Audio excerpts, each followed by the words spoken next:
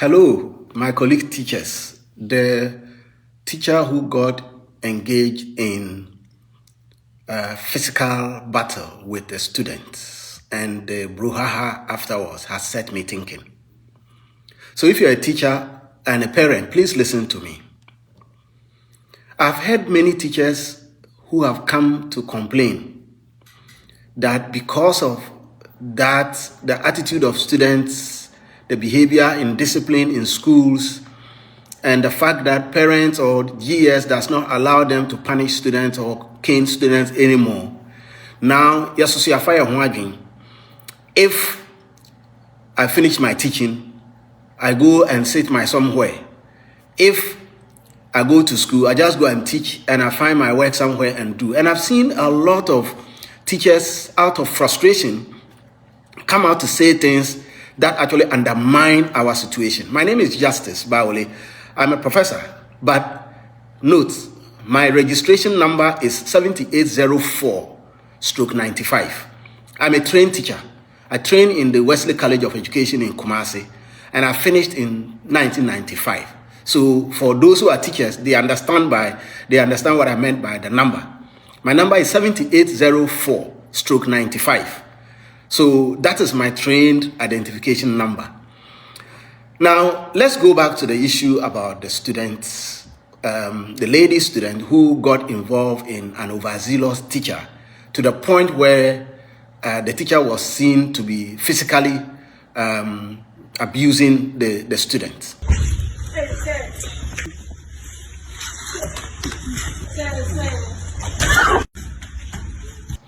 And like I said, many of us teachers have come on the back of that, and perhaps many other times that we've been frustrated with the teaching environment in discipline in schools have come to say, well, as for me, when I finish teaching, I don't want to mind the students. And if you're a teacher and you ever said that, if you have not failed as a teacher, you are on your way to failing. I mean, teachers who say, because of indiscipline in schools, because the students have become recalcitrant, because parents do not allow us to punish or even GES does not allow us to cane students, because of that, if I finish teaching, or I don't want to get bothered about the discipline of the student, the behavior of students, all I do is to go and teach. Then, if you have not failed, you are actually on your way to failure as a teacher. And there's a reason why I say that. And there's a reason why I say that. So please, if you're a teacher and that is your attitude, then honestly, the classroom is not your place. I'm sorry to say this. And like I said, I am a teacher myself, and I understand the frustration that we face with students today. We understand the frustrations of lack of support, lack of resources, the attitude of students, the attitude of parents, even the educational system. But any teacher that gets to that conclusion, that as for me, because of all of these challenges, I just go and do my teaching job and I move, and I say you have failed or you are close to failure. Why? Because the job of a teacher is not about just teaching the students A plus B or 1 plus 2 is equals 3. No, that's not the job of a teacher. That constitutes just a little bit, perhaps 20% or even less, of the job of a teacher. And the reason why I say this is because to be able to get the students to understand that A plus B or 1 plus 2 is equals to 3 includes their discipline and their mental state. So if you were a teacher, it is not enough to say, I just want to go and teach and then I get out of the school. Because discipline is part of teaching.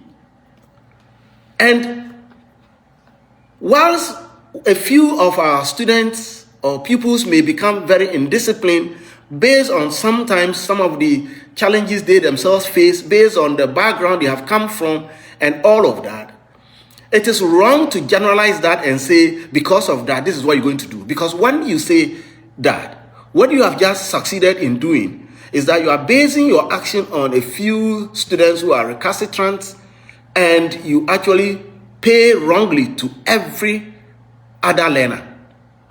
We all know as teachers that in every class you go, you are likely to find just a small number of students who are the hardcore, indisciplined children. So to go to class and say, because of ABC, 3 out of maybe 20, 30 students, I'm adopting the attitude where I just go and teach and get out of the environment. If the children are misbehaving, I don't want to be bothered, then it's failure. So that's number one. Number one is that only a handful of our students are actually hardcore, if you like, indisciplined students. The majority of our students, of our pupils, are very disciplined and very humane students. And therefore, it is your responsibility to ensure that you do not generalize and punish those who are good. Let me tell you, maybe the other reason is that a lot of even the hardcore students, if you're a good teacher, you should find out what their background is, what they are going through, what homes do they come from, and to what extent can you support them?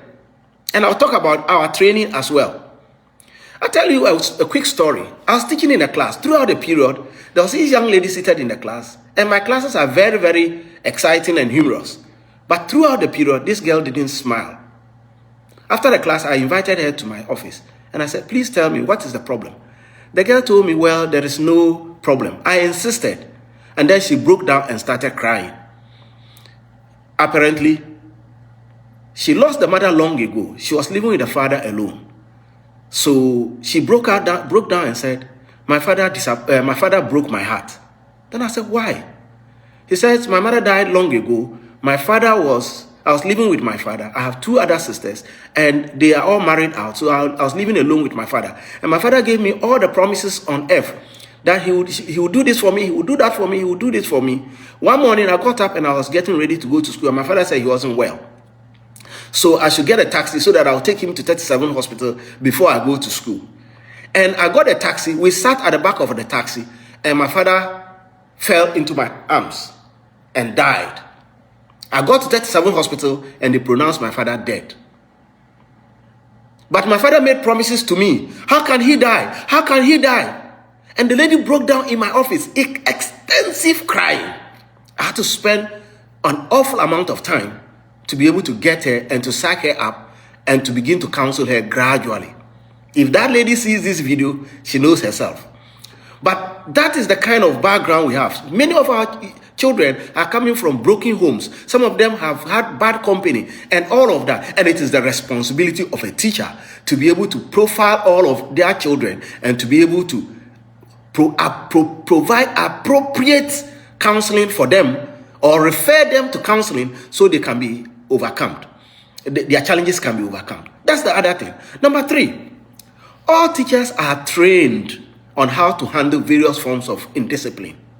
If you're a trained teacher, if you are not a trained teacher, I cannot fault you. But if you're a trained teacher, part of our curriculum for training teachers includes discipline and management of students, either in class or in the school environment. So we are taught how to handle hardcore indisciplined students.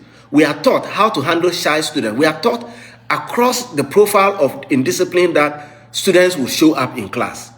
So if you were a teacher and you were properly trained, and you have a hardcore student who is extremely indisciplined, there are methodologies for handling such children, some of which includes getting those children even closer to you and listening to them and all of that. So for you to conclude that because you have hardcore indisciplined students and that's becoming the order of the day, because of that, if you teach, you go and you just leave the place, or you don't care about the indiscipline of the student, well, the truth is that even those of us who are teachers, our own children, we are frustrated with them at home, but their teachers haven't given up on that. Me, my own children. Sometimes I get so angry with them that I feel that I just ought to abandon them.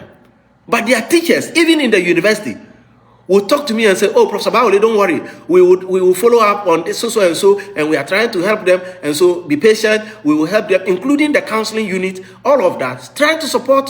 So for you to get to that point where you say, because you have hardcore children who are indisciplined, and you gave them one instruction and they didn't listen to, and because of that, you're angry. How many of us give instructions to our children once in the house and they take those instructions? How many of us give instructions twice to our children in the house and they take those instructions? Do we abandon them? No. So how can you say that? Because in the teaching profession, you are said to be a parent substitute. What in Latin it's called in loco parentis, which means that in the school environment you are a parent, and therefore you have to take the children as your own children and find ways by which you can. So if you cannot abandon your own children because they are hardcore in discipline, why do you want to abandon your profession? So your professional ethos is in question if that is your behavior, if that's what you have taught, if that's what you, I mean, how many of us go to church and our pastors don't preach many times about wrongdoing, sin, and we go ahead and still do it? How much less young people, children who are growing up and all of that. And if anybody was listening to me and has been a teacher for a while, you know that a lot of these children who are hardcore, if you were patient for them and you succeeded in getting them to reform, they will love you forever. Wherever they go, they will mention your name. And these are the types of things that teachers are supposed to do.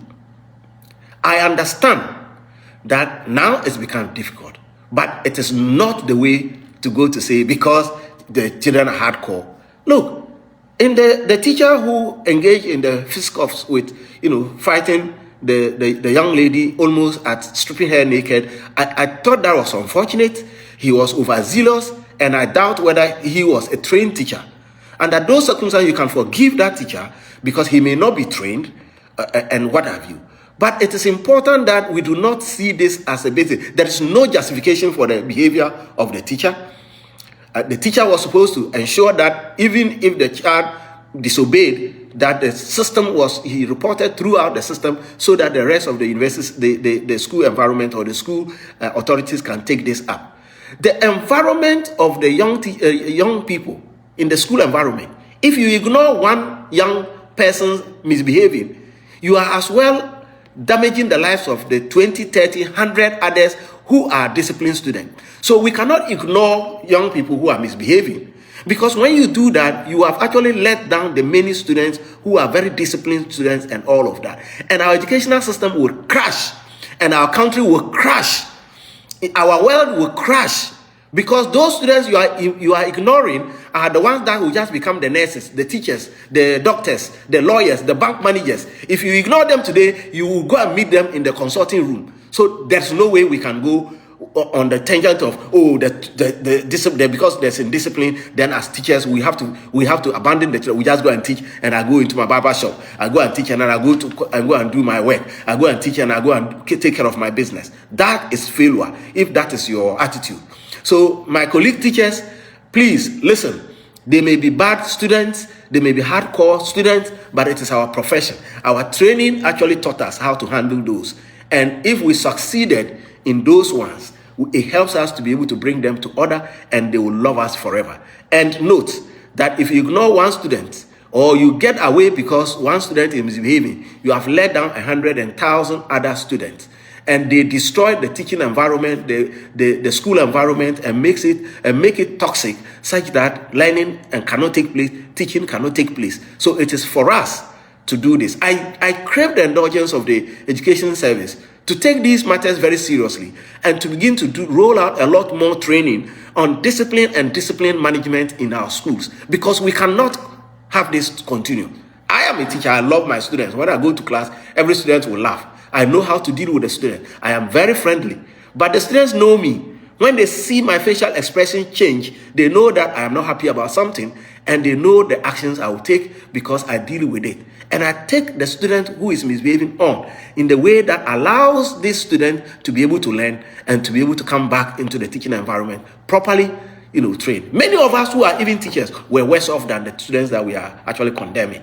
This is something that I'm very passionate about. Because this video is very long, I'll leave it here. But I'm prepared to come back to this conversation and to help us to be able to train the next generation of young people in this country.